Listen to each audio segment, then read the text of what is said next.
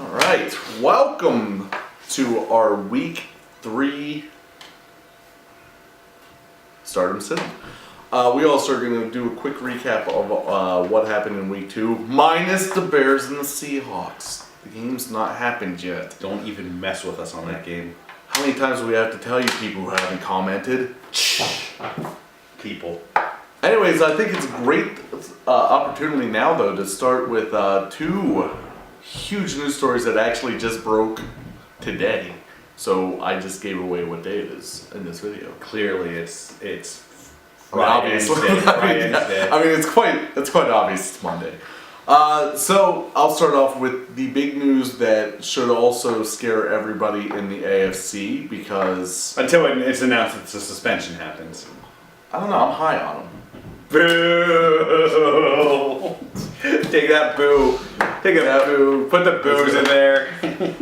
So, obviously, you now know we're talking about Josh Gordon. Clearly, who else? The Cleveland Browns traded Josh Gordon to the New England Patriots for just a 5th-round pick. Conditional at that. Yes, a conditional. Because if Josh Gordon does not play 10 games for the New England Patriots this year, the Browns actually have to send them a conditional late-round pick back. That's crazy. So in other words, Patriots could get Josh Gordon and a late pick if Gordon does not play much this year. They're just going to bench him for the final week of the season. I mean, that sounds like a win-win in all honesty. So congratulations to Patriot fans and Josh Gordon, because you just got a potential fantasy blow-up. Because right now we already see how weak that New England receiving core has been, especially without Edelman. Chris Hogan finally had a pretty good game last week, but that was also kind of in garbage time, but not really. So I mean, that's something to look for, especially since I just talked about Dorsett, and I have to act like I never just talked about that. Yeah, and I'm looking forward to that story. I mean, he's gonna just smoke the defenses out there in New England. Really, so. that should be good too. There's no booze going in there. That should be. That was good. Thank you very much. I'm here all night. That was not good. I'm going to jump into my news story. It's the other obvious news story. After the Eagles looked amazing this week behind Nick Foles. I'm sorry, I'm just a salty Vikings fan. That's why I keep taking shots at Nick Foles. But for a second week in a row, Nick Foles has looked like crap. And Eagles fans are probably celebrating in the streets right now because Carson Wentz is... They didn't even wait. They didn't even wait till close to the game. It's right away. Carson Wentz is cleared and he's starting this week. Don't go and attack Nick Foles on the street because Carson Wentz is playing this week. No, I think you're going to be okay. You probably won't get attacked as a salty Vikings fan because Eagles lost this week. So, I mean, a lot of blame's going to be shifted towards Foles on this one. The Super Bowl hero is now the most hated man in Philadelphia. How did that happen that quick? Just for a week. Everyone will forget about it next week. With that being said, he's an auto start this week. He's against Colts. Colts still, no matter winning this week and making the Redskins look bad, they still don't have that great of a defense. He's auto start. Yeah, Carson Wentz is one of the best. I mean, unless you think Dalton is better than Wentz, and even Alex Smith on a Redskins team is better than Carson Wentz, then I wouldn't start him. But I mean, it's obvious. Start Carson Wentz. So yeah, clear start. So I'll jump into my first surprise. I'll kind of go back for it, then you can start disappointment. Okay. See, we're telling them how we figured this out. We figured it out on the fly. No backstage needed for this. Just see this straight up front. Darn straight. That's why we don't film. That's why I don't have a camera sitting over here. We have only one camera, so you can see everything from the front. Though we didn't record our session where we wrote everything down on our paper, though. Yeah, that would be the most boring video ever. Right. Okay, so my surprise of the week, Blake Bortles. I have been ripping that guy apart since probably the first week of preseason. In fact, I probably ranked him really low in my quarterbacks to pick up video really early on. Probably. You wrote it. I think I put him at like number 33. I don't remember the list. I probably put him at like number 35. I probably didn't even put him in the top 32 if I remember right. But Bortles did have a great week against the Patriots. He put up 29 of 45. He threw the ball 45 times. 377 yards, 4 touchdowns. He did have a pick. But this is the team that didn't have Leonard Fournette this week. TJ Yeldon did almost nothing. Like, barely anything, if that. Even Cary Grant, who kind of took over in the playoff game against the Patriots, didn't show up at all. So this win, you got to give it to Blake Bortles. This win is all on the defense, slowing the Patriots down till late, and Blake Bortles doing what he had to do besides the interception. So great job, Bortles. Bench him next week because he's going to go right back to Blake Bortles. Sean's going to be proud. He will be. And then my second one. Two surprises. That's a surprise. Well, it's that we're having two surprises. Now, we figured we're going to do a little bit extra in here since Sean's not here to kind of keep this up a little bit and keep the videos at normal length. It's for the Browns. So everyone saw Josh Gordon got benched, and we already said the story later on what happened. But Gordon got put out because of an injury he got at a photo op or something like that. Promotional shoot. So everyone's like, oh, the Browns are done. They don't have an offense anymore. Well, guess what? They got this young kid named Antonio Callaway who stepped up big time this week. 3 receptions for 81 yards and a touchdown to make it look like that. Okay, they could get rid of Josh Gordon. They can be somewhat fine still. They still didn't win the game. They still blew it at the end, and they ended up with a new kicker this week due to it. And once again, kickers was a problem for multiple teams this week. But Antonio Callaway almost carried this team to victory, as no one else on the team really did that much there for the Browns besides the kicker. So Antonio Callaway, he might be a nice pickup and stash in all honesty. If he's going to keep getting this kind of volume, there's no one else there to take it from him anymore because Gordon's gone, unless they re-sign Corey Coleman at this point. I think he's a nice little pickup and stash for the week. Maybe not play him, but see what he does this week. I didn't realize I was with Sean again. I mean, Sean obviously is high on Bortles, and if you remember from a wide receiver video, which you don't because you probably didn't actually watch it. It was an hour long. Antonio Callaway. It was an hour long. Well, I think I'll continue with surprise young guys first for that.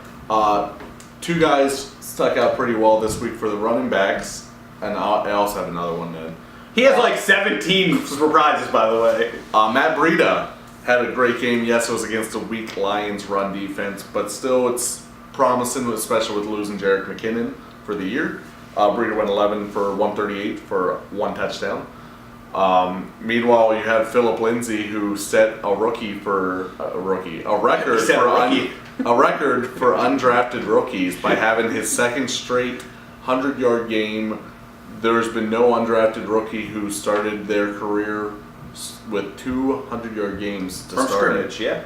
So, and do you think he's worth signing at this point? Is he the starter? I mean, I think they're still doing a 2-back thing, but obviously, if Lindsey's still out there, then you might want to get him now, because if you don't, he's going to be on every team this week.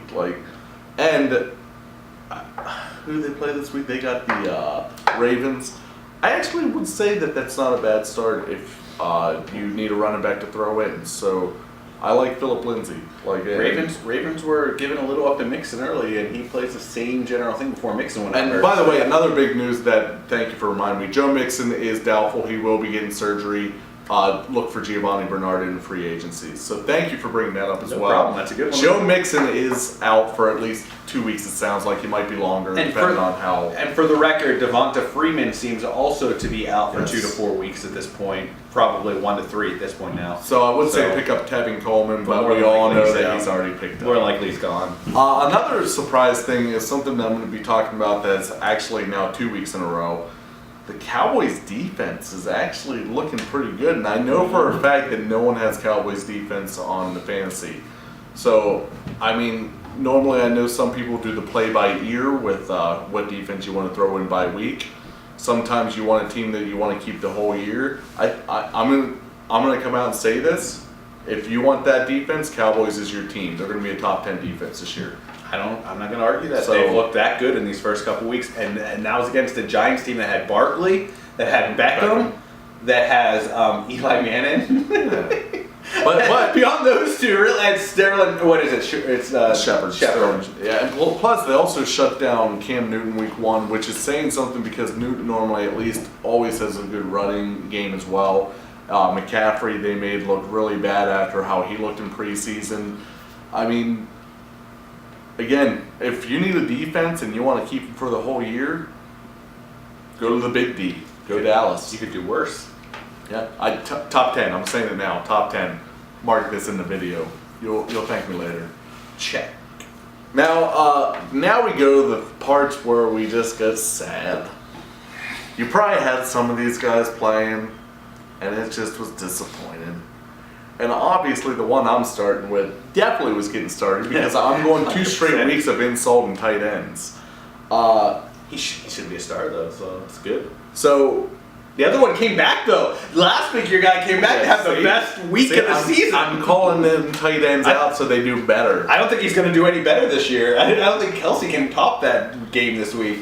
No, but Rob Gronkowski definitely will top his week 1 probably. This was just a bad matchup against a really good Jaguars defense. I don't think you're going to have to worry about him coming forward, but I mean, whenever you're basically drafting him in the 2nd, 3rd, maybe even 1st round, and he gives you 1.5 points in non-PPR leagues, that sucks. Yep. Like, I'll just be straight up honest with you. 2 catches, 15 yards. I mean, the Jaguars are good. I really didn't think they were that good that they could shut down basically Brady for most of the game. And, again, the big bruiser and Gronkowski, who just lit up the Texans defense the prior week. So, I mean, Jacksonville Jaguars for real. Especially with Bortles stepping up. Without Marquise Lee. Gosh, that's scary. Kalen Cole, man. Kalen Cole out of nowhere. I know. And then I'm grouping a whole team together minus one guy. Chris Thompson, you're doing really good. Yay! Except you're rushing. 4 carries, 1 yard. However, I got a whole bunch of numbers that's going to make Redskins fans cringe. Sit back for this one. Especially with going against an Indy Colts team that just got embarrassed by the Bengals. The Redskins' top running back was Jamison Crowder, who had 2 carries for 29 yards. That's the only reason he got you fantasy points, by the way, this week. Alex Smith didn't do much better, but 93 of those passing yards that he had was checkdowns to Chris Thompson because he went to Chris Thompson. Chris Thompson, by the way, had 13 receptions for a team that should not be relying on a running back for receptions. 13 receptions. And there was another team that was even worse than that. Yeah. Jordan Reed didn't look terrible until he gave up a big fumble that got the Colts the ball, and I'm pretty sure they scored off of that. It might have been on the other side. I don't remember. It's just a horrible time to fumble the ball, and Jordan Reed fumbles it, especially such a short time. I guess it's payback to Jack Doyle's fumble last week. Meanwhile, Paul Richardson, by the way, didn't have too bad of a game. He only had 4 catches for 63 yards, so keep an eye on him. Nothing great, but he was the best receiver behind Thompson. Meanwhile, the 2 guys that were being talked about as the top receivers for the Redskins coming into this season, Josh Doxson had 4 catches for 37 yards, and our good old leading rusher, Jamison Crowder, had 2 catches for 9 yards against the Colts. I mean, I picked the Colts to win, but I didn't expect the Redskins to only put up 3 field goals, and they also missed a couple, so adding on to that, Hopkins is another disappointment as well. I mean, it just was... But he still has a job. He still does have a job. But it's... I mean, Redskins have to be scratching their head. I mean, was Cardinals that bad? I mean, they got beat 34-0, so maybe... But, I don't know. There was something that I saw in the Redskins I didn't like, which is why I went to Colts. I know. I didn't think it was, like I said, I thought it was going to be a close one till the end. That game was never close. And I told people to play Adrian Peterson. Let's rip it all up. Okay, so I'll go to my disappointments here, and one is kickers. I don't have that written down. But darn it, Browns, you should have at least had that game tied, and Zane Gonzalez misses it. Then Vikings, how many chances do you have to win the game? Now Dan Bailey's in Minnesota, and I don't think there's going to be any trouble with kickers there. The Browns kicker that they signed, I don't know anything about the kid. No, it's a kid. I think his name's Greg Joseph. You could look it up afterwards and like. You telling people in the video? Yeah, don't listen to it. Just look it up. Don't care what we say. Well, because who's going to sign the Browns kicker? That was on my waiver pickups this week. Oh. Yeah. No, I'm kidding. Dan Bailey's going to be on my waiver pickups this week. Just because the Vikings couldn't finish the drives in the overtime. 5th round pick this year. Anyway, yeah. Well, at least it wasn't a trade up in the 2nd round. Yeah, exactly, right. Hey, what is that guy doing anymore? He just got cut in the preseason, I believe. Roberto Aguayo. Oh, yeah. Yeah, he I just thought, got I thought you were in, by us. Janikowski's a starter still. He's first round though. So anyway, my actual disappointments, number one, is the Eagles' pass defense, and I guess we're starting to say that for everyone against the Bucs at this point. Yeah, I know. Is it really the defenses, or is it really? Or is it's magic? Is that magic really there? Is there really magic in the air there? I mean, I loved his post-game press conference, so that was classic. But look at it this way. So Eagles pass defense, Eagles were considered going into the season and after the Super Bowl last year, all the shutdowns and stuff, to be among, if not the best defense in the league against pass and rushing and stuff. Versus Fitzpatrick, Fitz had 27 for 33 for 402 yards and 4 touchdowns and a pick. Eagles got a pick, so it's not all a loss. But look at this. So the top receivers there. Deshaun Jackson, 4 for 129. He had a 75-yard touchdown. O.J. Howard, 3 for 96. I believe he had a 77 or something like that. Yeah, it was 275. It was a 75er for him too. Another 75-yard touchdown. Mike Evans, 10 catches for 83 yards. That's your top 3. And even then, you go back down below there, the next receiver had like 5 receptions for 65 yards. It's ugly. It's just the Eagles defense. Yes, you have Nick Foles a starter, but you still got to try. Geez, Nick Foles is bad, but you still got to at least put something out there. Yeah, I'm taking shots at Nick Foles on purpose now. Nick Foles is terrible. He's on the bench. He's going to be traded. They could have gotten a first-round pick for him. They could have traded him for a first-round pick, and now what can you trade him for at this point? A 7th at best? You lost your chance. Josh Gordon got a 5th, so... Yeah, I was going to say, Nick Foles has dropped down heavily now. My other big disappointment, Odell Beckham. It could have been even worse than this. The last couple drives where the Giants were just throwing the ball, and even then Eli Manning was throwing a lot of checkdowns.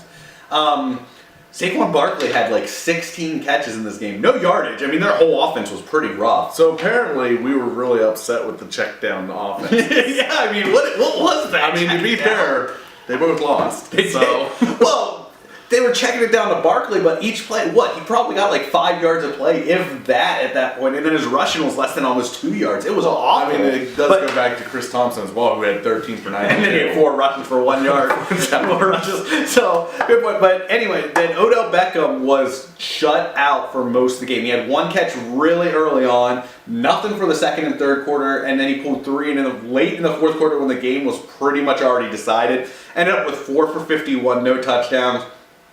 There was no life in New York. I did pick the Cowboys. I did see something in their defense week 1. That's why I ended up picking them against the Giants in week 2. I didn't think the Giants were going to look this bad. This was awful. And I think I even said in the video, I think Odell Beckham's going to have a good week last week, but they're still going to lose. I was dead wrong on that one. And I was dead wrong because I picked the Giants. But I know you did because I said they had Beckham, and you did say Beckham would have a big game. Yeah, so he disappointed even if people who picked the Cowboys. Yeah, I picked the Cowboys, and he still disappointed me. That tells you how bad it was. And it's not like anyone even stepped up. Though your biggest person from their team was Barkley, like I said, who had like 20-some points. If it was a PPR league, if you're not in a PPR league, Barkley let you down just as much as everyone else. So, we're going to jump into our starts and sits for this week, and we've done great with this. Like I said, I told you to start the Ravens defense last week. I told you to start Alex Collins 2 weeks ago. He got a touchdown at least 2 weeks ago, at the very least. So, you may not want to listen to us, but remember, we predict as good as the weatherman, so we're not saying we're going to give you the right answer. For every wrong ones we've had some solid. I picked James Conner for last week, and it wasn't as good as the first week, but he was a solid almost start. 20 points for PPR. Solid start. And I said bench Peyton Barber. Solid advice. There you go. Well, then this week is my comeback week. This is it. This is our comeback week. This Please is it. tell me you So did my pick it start back. of the week is Ben Roethlisberger against the Bucs D. Bucs defense has been in shootouts every week this year. Ryan Fitzpatrick doesn't seem to be slowing down. Steelers defense is just non-existent in the passing game this year so far. So this game on paper looks to be a high-scoring shootout. I can put Fitzpatrick right here beside Ben Roethlisberger in all honesty. I think both of them are worthy of starting. I think this could be a shootout on Monday night. This could be a very fun game to watch next Monday night. I'm going to put Ben Roethlisberger because more than likely he's on your team than Fitzpatrick, although Fitzpatrick's going to be off the waiver wire this week if you want to pick him up now. Yeah. But Ben Roethlisberger versus Ryan Fitzpatrick in a shootout on a Monday night. Who would have thought that would be something that people are getting excited for? But I think Ben Roethlisberger is going to put up points no matter what way you look at it. So I'd say start Ben Roethlisberger this week. I even say start Ryan Fitzpatrick this week. A double start right there. Sit. Right now I have Phillip Rivers in there. It's a tough one, especially because a lot of people did draft Rivers to be their starter. He is a big name person, but he's going up against a Rams defense that, while you may argue the people that the teams that they've played against haven't been great. You got Derek Carr, who hasn't looked good in over a year at this point. And then this week they beat up Cardinals. I guess Bradford played the whole game. I didn't even watch that whole game. Did Bradford even make it to the end of that game? Why not put Rosen at that point? Shouldn't have. Yeah, Rosen didn't come in that game at that point. That's weird. But Rams D has destroyed quarterbacks up to this point. Now, I've made it clear in this thing that I don't see the hype on the Chargers that everyone else does. That's not to say I don't think Phillip Rivers is a good quarterback. I just think the matchup says put him away, although they do have a lot of good weapons down there in San Diego. All right, well, yeah, now we go to running backs. So, Sean, what... Oh, that's right. Crap! Now what are we going to do? Oh, no, I mean, Sean's not here. This was his spot. Let me running call back. him. No, I'm kidding. I'm not going to do it. All right, well, I guess I'll take running backs. No, I will. We already planned this out. Oh. I'm taking half of it. I'll take the other half. There you go. All right, well, I'll take running back start. And, all right, if I have to do this, let me just pick a name out of thin air. Sony Michel. Why would you pick Sony Michel? Well, right now, Sony Michel actually looks like the Patriots' lead back, and I know that's a scary, scary thought. Because every time you think you have a running back set for the Patriots, they screw you. Josh Gordon's going to be the running back next week? Probably. And it'll probably be him and Devlin, because they'll probably just throw Devlin and throw him. No reason. Sony Michel actually, for his first game as a rookie, like he's a rookie obviously, and he got his first start this week, and it didn't look great. I mean, it was not a great matchup. The Jaguars are a tough defense. However, the one positive out of that, which is why I'm putting Sony Michel, is he got the most carries on the ground. Now, granted, he's not James White level, I don't think. I think James White still will be your running back to start because of him being in the pass game. But Sony Michel does have a great matchup this week against the worst run defense in the Detroit Lions. So far, Detroit has given up 359 yards on the ground. If you want to do the math, that is 179.5 per game. Oh. They have given up almost 200 yards per game on the ground. That's great. Go Lions. So that's why I'm throwing that in there, because right now I know everyone's thinking I don't want to trust the Patriots running back, but I'm telling you now, trust all of them. Not Burkhead. Don't put Burkhead in. I don't think Burkhead's going to do much anymore, but I do, or Devlin. It's technically a fullback. Yeah. But definitely I think Sony Michel is a great start against the Lions this week. Hey, there's a good pick I made. I said to bench Rex Burkhead week 1, so I do have a positive bench out of it. There we go. Rex Burkhead. So my sit is Rex Burkhead just because it's working for me. No, I'm kidding. I'm kidding. I'm not going to make it that easy. So my sit of the week is going to be Marshawn Lynch. He hasn't looked the greatest in games, but the touchdowns have been keeping him afloat.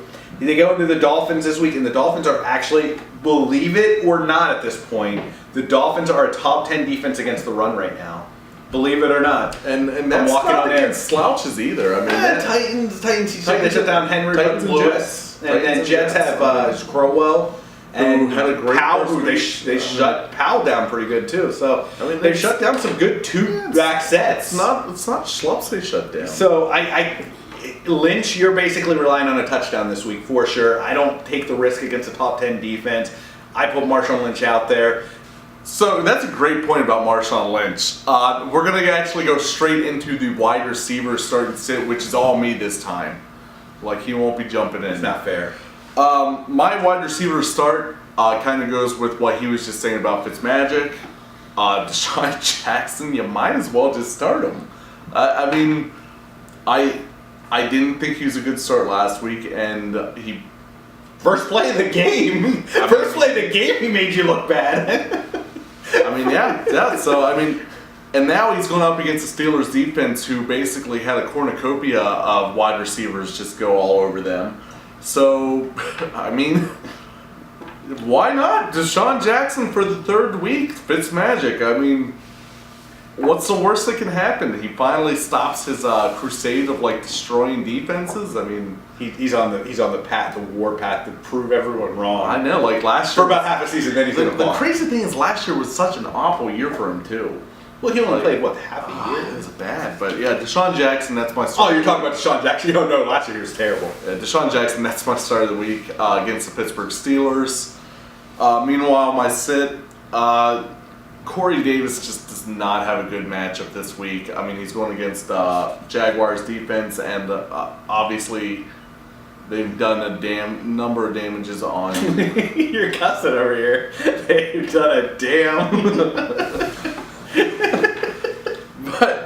but going away from what the Jaguars defense has done, Corey Davis last week against Texans defense that kind of couldn't stop Philip Dorsett. He only had 5 catches for 55 yards. Yes, it was Gabbert, but that might also be another reason why you probably don't want to put him in. Because Gabbert probably will be back. They might have Mariota back. He was active last game, but they didn't want to risk further injury. Even still, if Mariota plays, it's still not a good matchup. So I'd say if you have Corey Davis, this is your time to bench him. Yeah, in all honesty, so far this year, the only big thing about Corey Davis is PPR because he gets a lot of looks, but targets. But other than that, yeah, if he's not getting the yards, it's not worth it. And Titans' offense has kind of been disappointed lately, especially with Derrick Henry. Well, either way, since you get one, I get one again. So I'm going tight ends here. All right. So you're going to start noticing a theme this week here with our stardoms. So my start of the week for tight end is O.J. Howard. Out of what game is he in, by the way?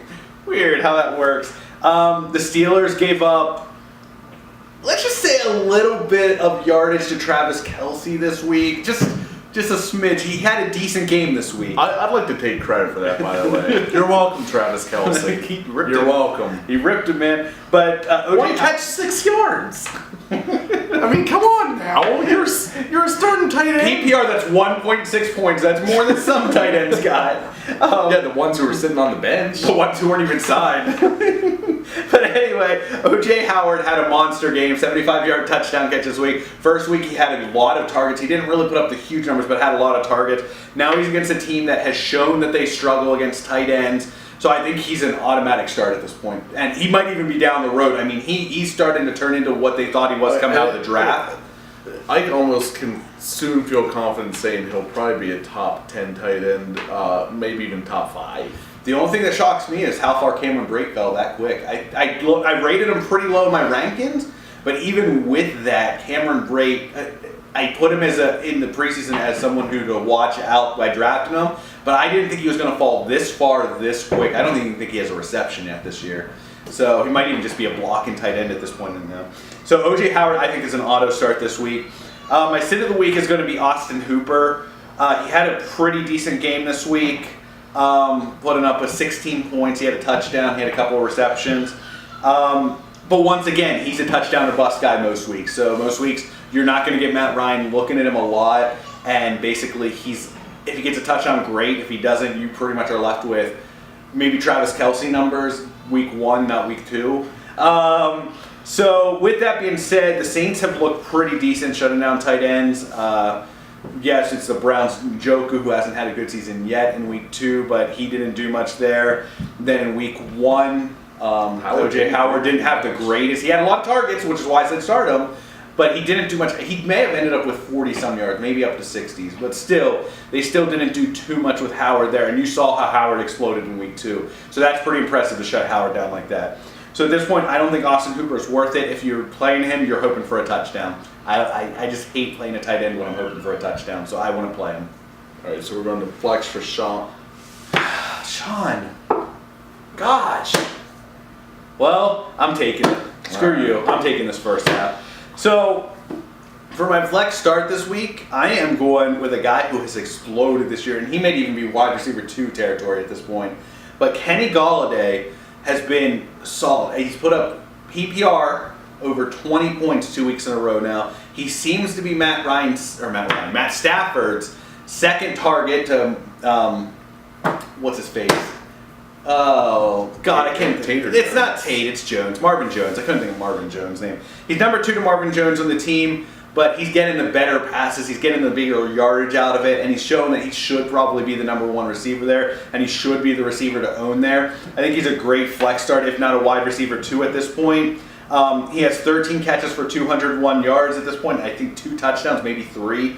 And he's against a Pats defense that, once again, as we've already said, have gave up a lot to the receivers of Jacksonville, people like Kalen Cole and Dede Westbrook. He gave up a lot of reception to them. So I think Golladay could, for a 3rd week in a row, put up a surprisingly good number. And my start.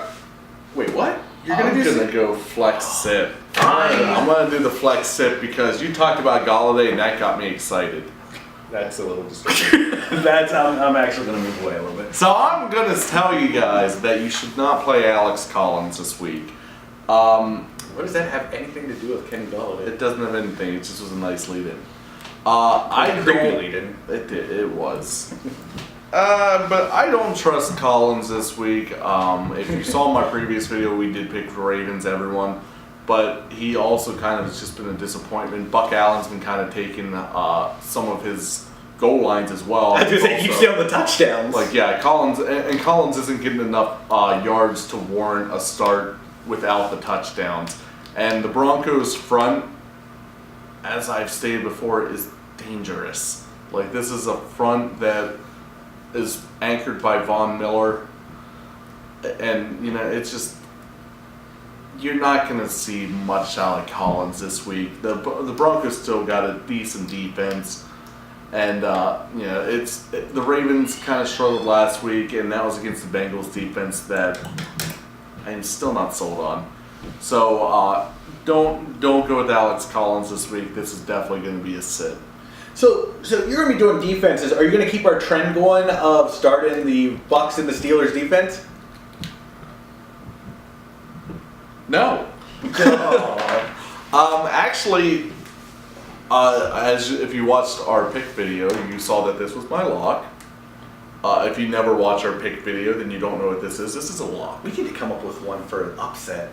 Upset. That's what I'm going from now. I'm gonna rub my eyes. Anyway, I think the Bears defense is going to be a great start against the Cardinals week 3. Bears defense, I don't know how much they're out there. I mean, people might have already picked them up. Khalil Mack got them picked up a decent amount, but I think they're still available. But I still think Chicago's out there for some, especially after that blow up against the Packers week 1. Again, I don't know what they're going to be doing against the Seahawks. I think the game's on right now. But I just thank you. No problem. I just don't think that the Cardinals are going to be a team that possibly disrupts the Bears defense. I mean, I hope for your sake it isn't. I really hope so too. And in all honesty, the one thing I'll say is the only person that I really think could possibly make a big difference in that game, David Johnson, is going up against a solid run defense. So it's Check downs. yeah, Sam Bradford checkdowns. That's what we like in games, as you've known from this video. Now my sit is, believe it or not, the Texans defense. Now, we just tore apart the Giants. I thought you were going to say the Vikings defense against the Bills. Yeah, I got the nervous Vikings there. against the Bill. The Texans defense, again, has not looked good. They got torched by New England. Gabbert didn't do much against them, but the Titans still put up 20 points on the Texans. This is a Texans defense that has Watt, Merciless. Clowney was not playing last week. I don't know if that's a huge difference. I don't think it will be. But right now, the major problem looks like it's going to be some cornerback play. I mean, granted, I think the Texans shut down the run, which is not great news for Saquon Barkley. Everyone's shutting down Saquon Barkley so far. Well, not that one run. But checkdowns worked on them.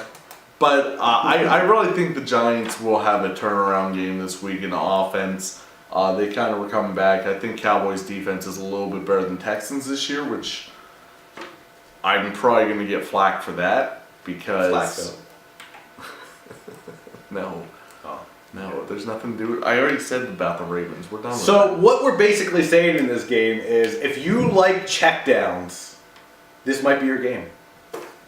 It could be. Evan Ingram, start him. I think that's. I just traded for him. I traded Safari Jenkins for Evan Ingram, man. Believe it or not. I mean, granted, Titans tight ends didn't do anything, but remember, Rob Gronkowski just whooped up Evan Ingram.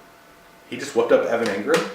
No. I'm like, whoa, let me look at the news for this. Where's my phone? Breaking news. Breaking news. You hear it here first. Yeah, of course. Anyway, so that's our video. Hopefully Sean's back next week. Hopefully he's sober after the Jaguars' victory over the Patriots yesterday.